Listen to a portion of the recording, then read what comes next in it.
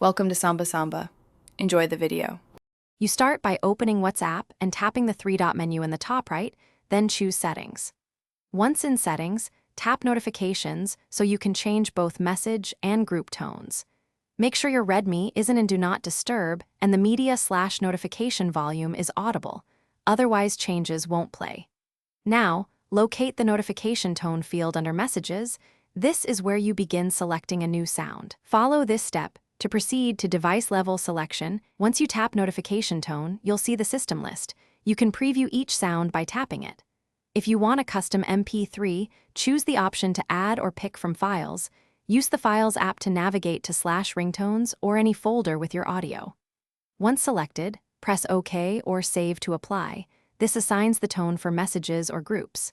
Make sure the file is short, mono, or stereo, and not DRM protected. Otherwise, your Redmi may refuse playback or listing.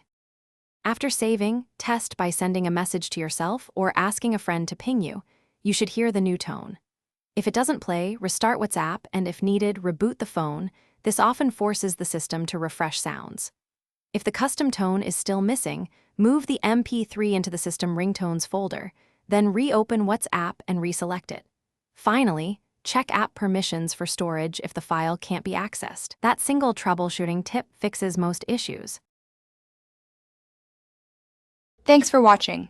Consider subscribing if we helped you.